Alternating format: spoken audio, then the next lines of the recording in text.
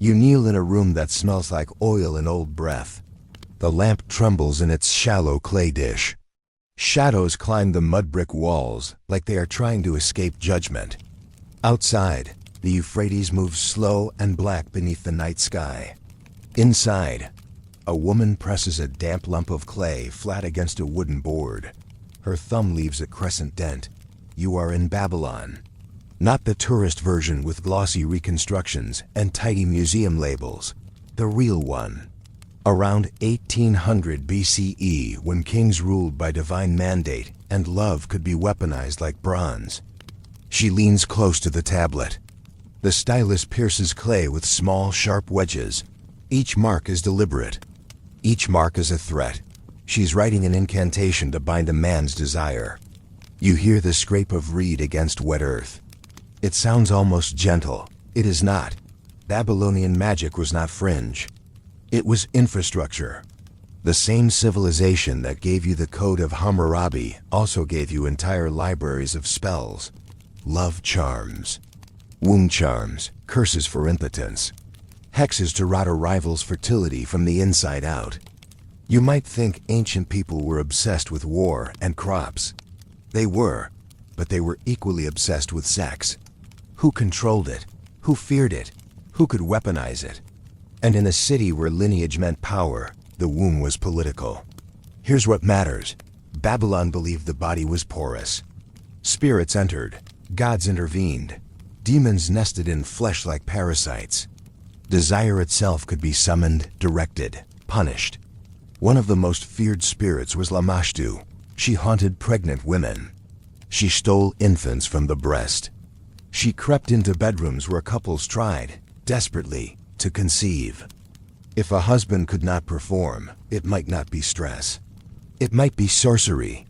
If a wife miscarried, it might not be biology. It might be a curse whispered by a jealous rival. So you light the lamp, you shape the clay. You fight magic with magic. The woman in front of you murmurs a name. His name, the man who no longer visits her bed. The man who drifts toward another house when dusk falls. She presses harder. Bind his hips. Not his desire. Twist his sleep with dreams of me. There is no romance here. This is corporate strategy, ancient edition. Acquisition through supernatural enforcement. And yes, someone somewhere is always claiming that ancient love magic was poetic and empowering. Sure, and corporate takeovers are just friendly partnerships. You watch as she finishes the tablet. She will bury it beneath his doorway. Or seal it inside a wall. Or drop it into the river where the current carries prayers downstream to the gods. Babylon's temples tower over you in stepped ziggurats. At the heart of it all stands devotion to Ishtar, goddess of both love and battle.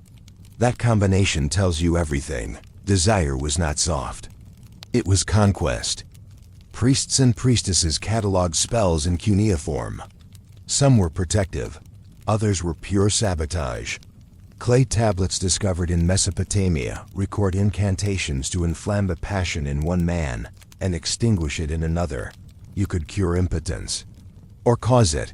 Sex was both sacred and suspicious. Under Babylonian law, adultery could lead to drowning.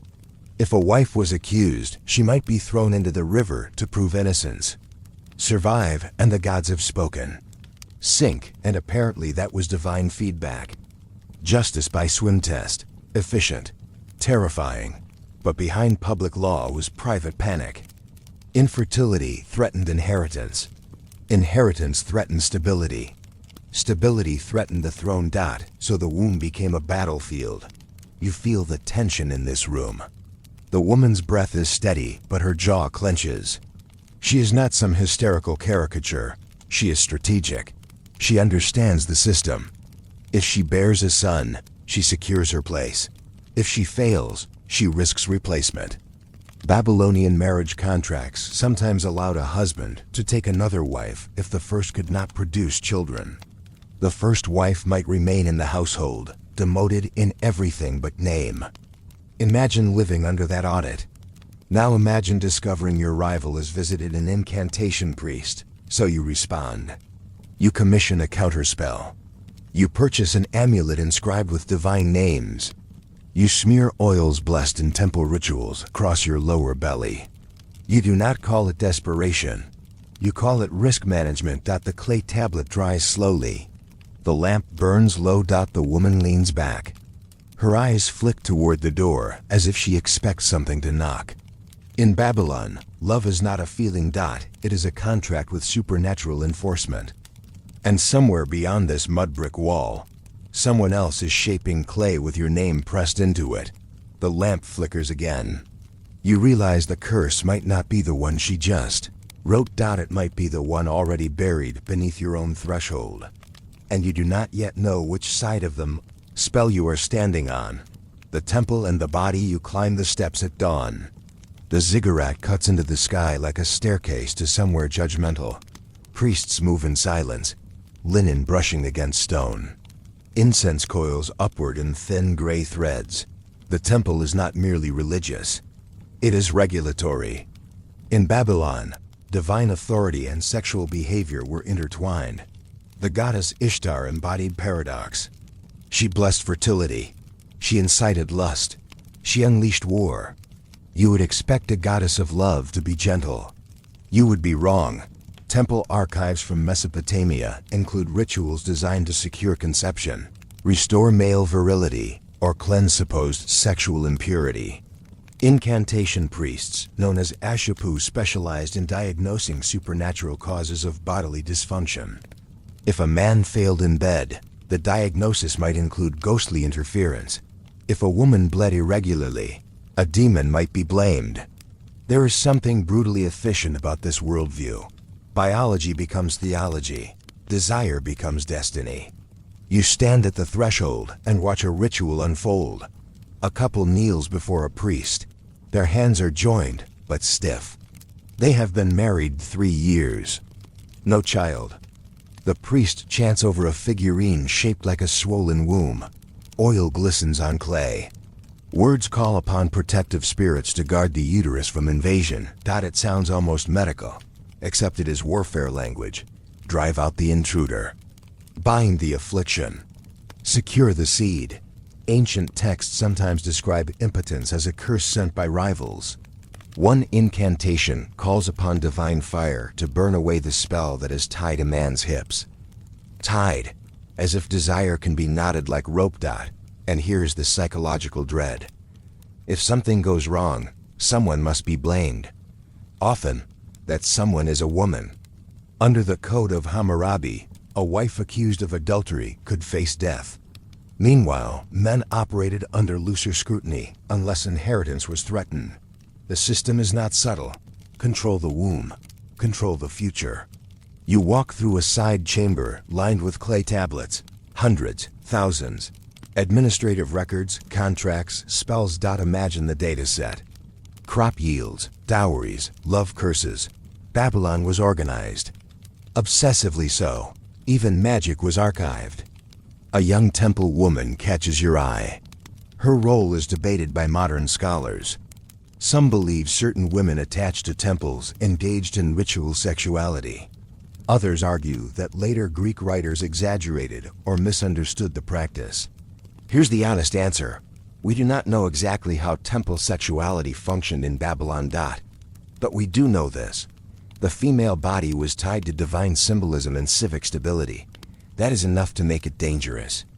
You watch as a priest presses a small amulet into the husband's palm. It bears the name of a protective deity. He's instructed to wear it during intimacy.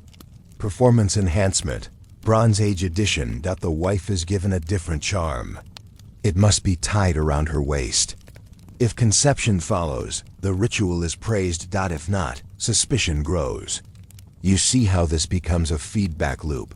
Failure invites accusation. Accusation invites curse. Curse invites counter-curse. Babylon's skyline is majestic. Its social fabric is brittle. And beneath the incense and hymns lies a quiet terror. What if your body does not comply? What if the gods do not answer? What if your rival's spell works better than your prayer? The priest's voice rises. The couple bows.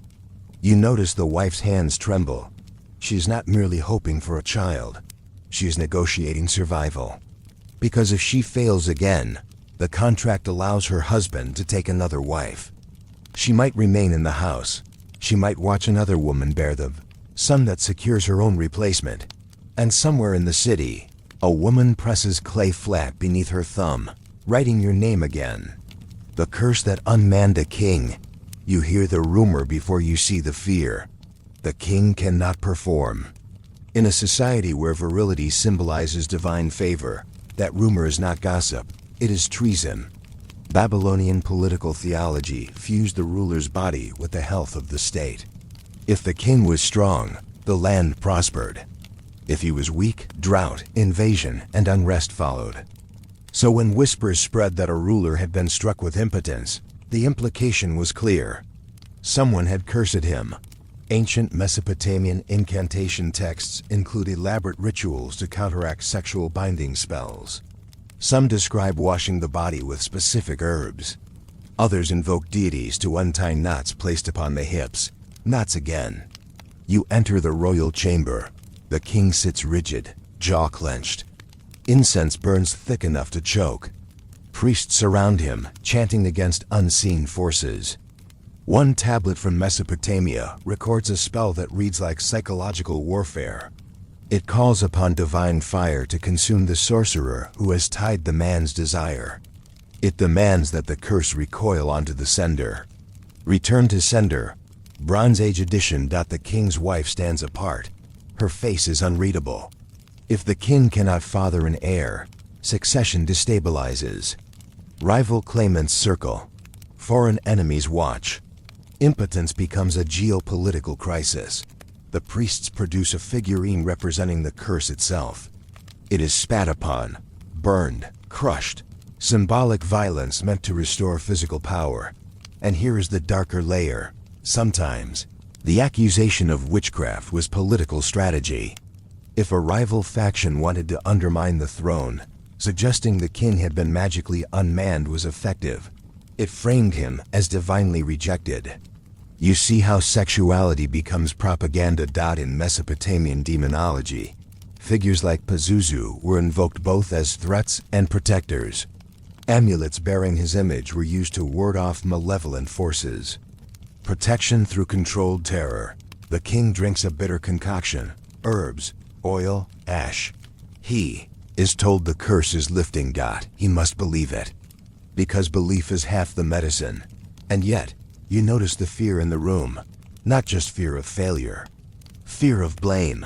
If the ritual fails, someone must answer. Perhaps a courtier. Perhaps a rival queen. Perhaps a midwife accused of collusion with dark forces. You realize something uncomfortable. In Babylon, a man's masculinity was not private. It was public infrastructure. When it cracked, the system shook. The ritual reaches its climax. The priests declare the spell broken. The king exhales. But outside the palace, rumors are faster than fire. A rival household prepares its own clay tablet. Because if you can unman a king with a curse, you do not need an army. And tonight, somewhere in the city, a woman kneels over wet clay, smiling. Wombs under siege. You step into a house where the air smells of milk and fear. A woman lies on woven mats, hands gripping her abdomen. Her labor has stalled. The midwife mutters prayers under her breath. Outside, neighbors whisper, someone has cursed the womb. Mesopotamian medical texts blur the line between practical treatment and supernatural intervention. Clay tablets contain remedies for miscarriage, infertility, and complications during childbirth. Some list herbs. Others list incantations.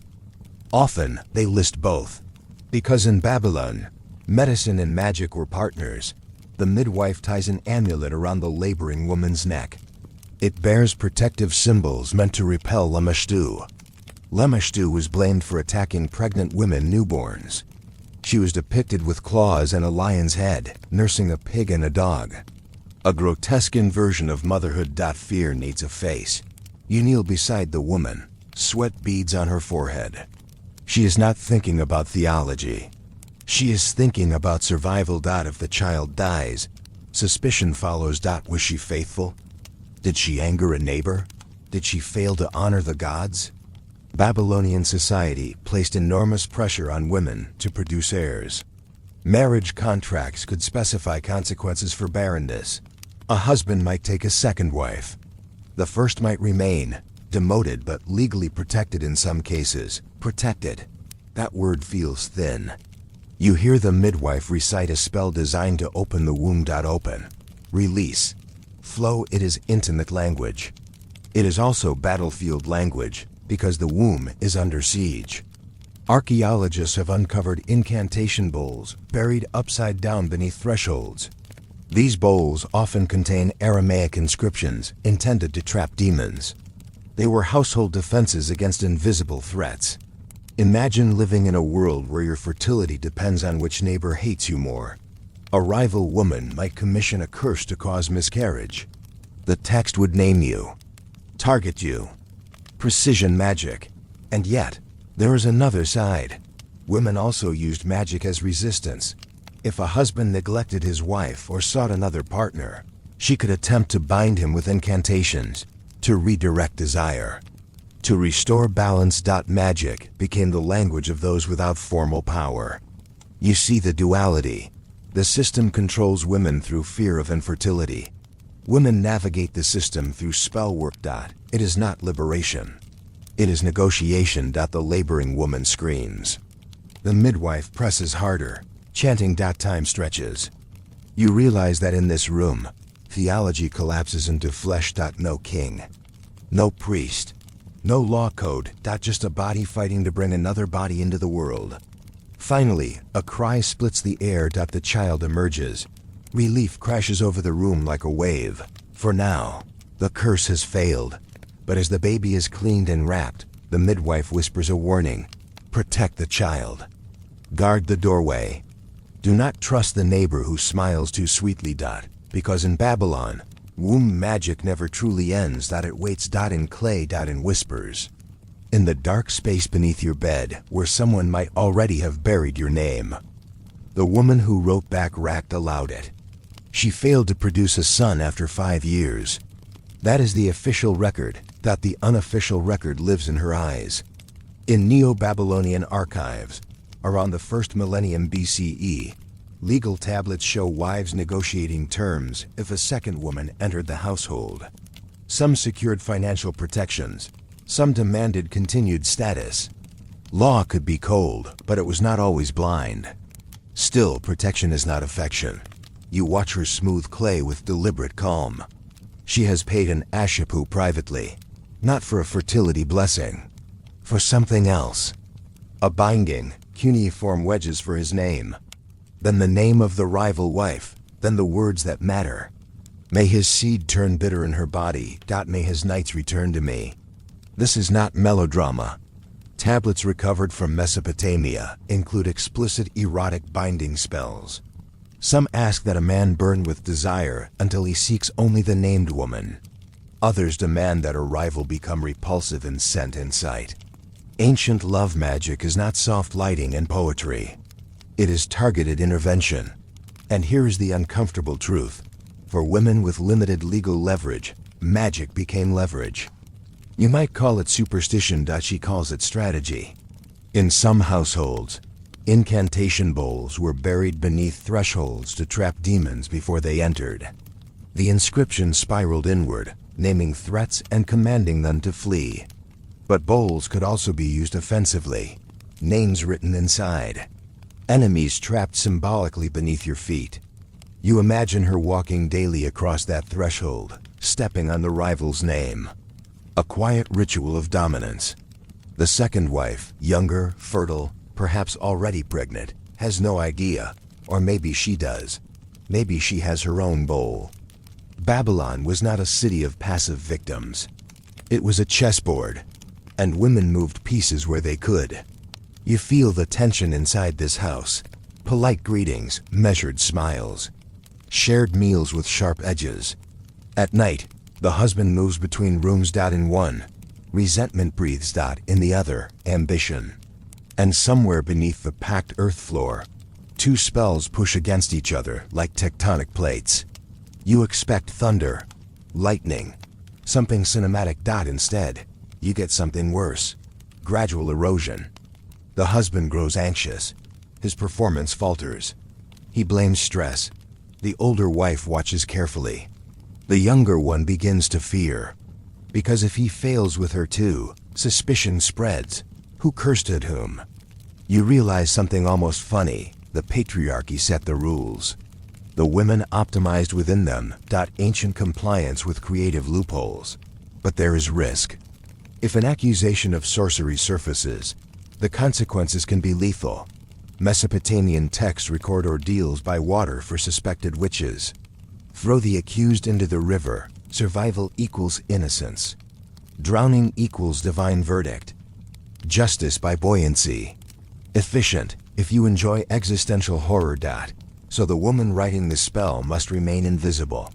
Her power works only if it is unseen. She finishes the tablet.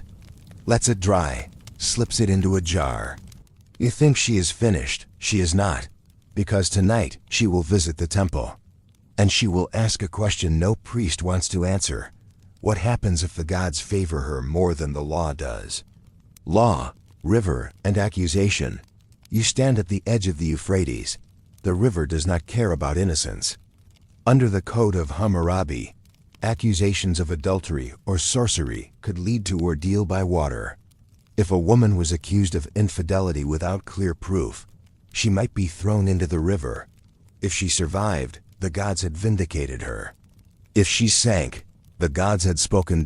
It sounds primitive until you realize something. It is public relations wrapped in theology. No messy investigation, no cross-examination. Just divine outsourcing. The woman from the kitchen stands accused. The younger wife claims she has been cursed. The husband's performance has grown erratic. His moods darken. He dreams of choking smoke and knotted ropes. Someone whispers sorcery. And suspicion always flows toward the one with motive. You watch as elders gather. Priests murmur. The accused remains calm. Too calm. That unsettles them more. She denies nothing directly. She speaks of devotion, of offerings made, of loyalty. But in Babylon, denial is not always defense, because magic is assumed. The question is not whether it exists. The question is who wields it. The river glints under sun. You feel heat press against your skin. This is not just about one marriage. It is about order. If women can bind men with spells, what does that say about male authority? If womb magic can redirect inheritance, what happens to dynasties?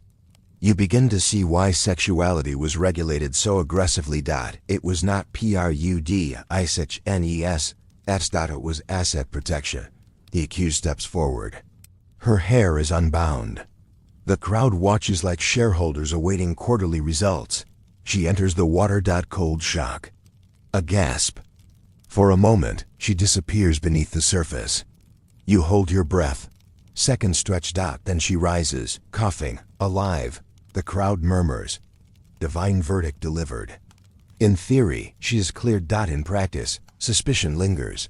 Because surviving the river does not erase tension. It amplifies it. The younger wife watches from shore. Fear flickers behind her composure. Now the older woman holds something stronger than law. Vindication. And perhaps something stronger still. Confidence. You realize the system tried to crush her. Instead, it certified her. But here is the twist. The husband's impotence does not vanish. The spells, the accusations, the ordeal. None of it resolves cleanly. Because maybe the curse was never magical. Maybe it was psychological. Imagine living in a house where two women quietly wage supernatural war over your body. Performance anxiety. Bronze Age edition. You almost laugh. Then you remember the stakes. Inheritance. Status. Survival. The woman who survived the river returns home. That night, she does not write another spell. She waits. Because now, the real power lies not in clay. It lies in doubt. And doubt spreads faster than any demon. By morning, a new rumor begins to circulate. Not that she is cursed, but that the gods might actually be listening to her. And in Babylon, that is far more dangerous. The demon inheritance. You wake before dawn. The house is quiet, but not peaceful. The kind of quiet that feels like it's listening back. The older wife sits upright beside a low oil lamp. In her lap rests a small bronze amulet bearing the grotesque face of Pazuzu. Bulging eyes, grimacing mouth, wings curled tight. A demon used to stop other demons. Babylon specialized in that kind of logic. The younger wife is pregnant now. The house should be celebrating. Instead, it is calculating. Because pregnancy does not end rivalry, it escalates it. The unborn child is not just a baby. It is a transfer of property. A future name carved into a tablet. A shift in hierarchy.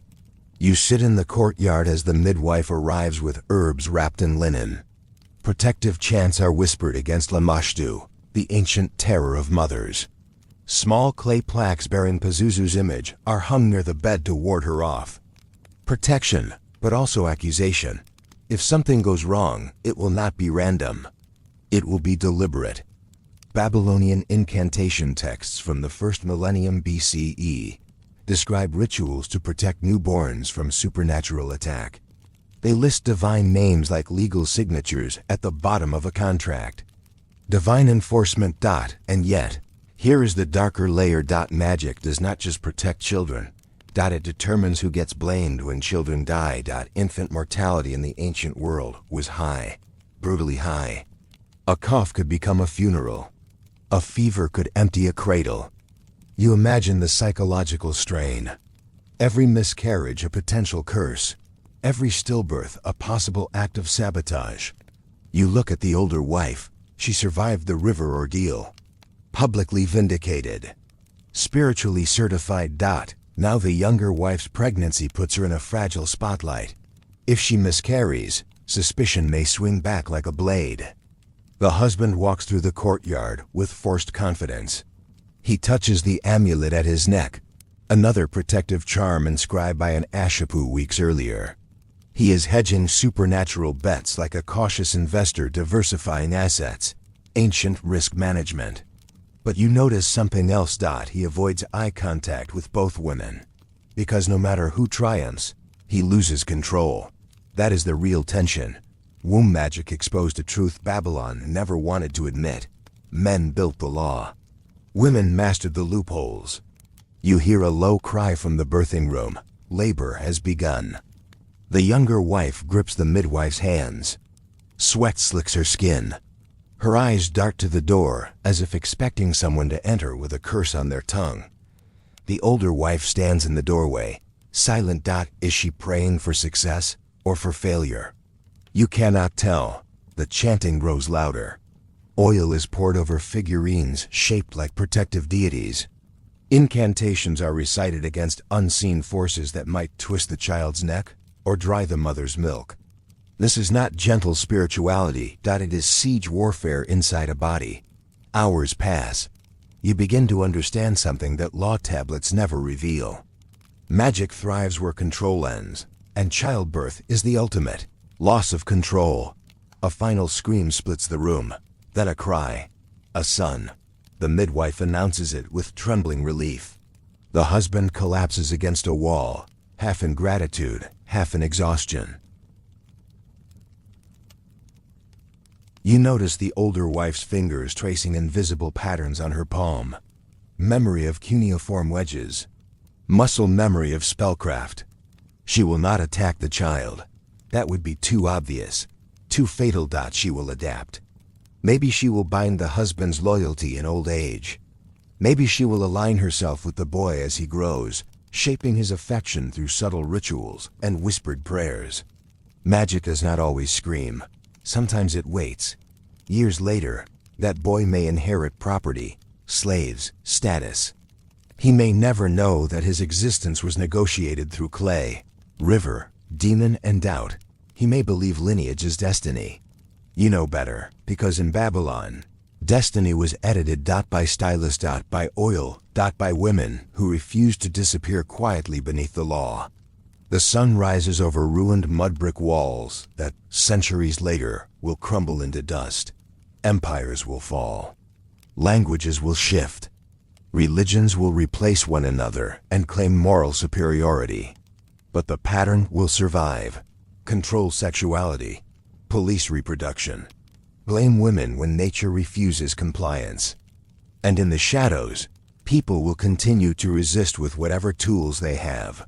Herbs, ink, data, silence.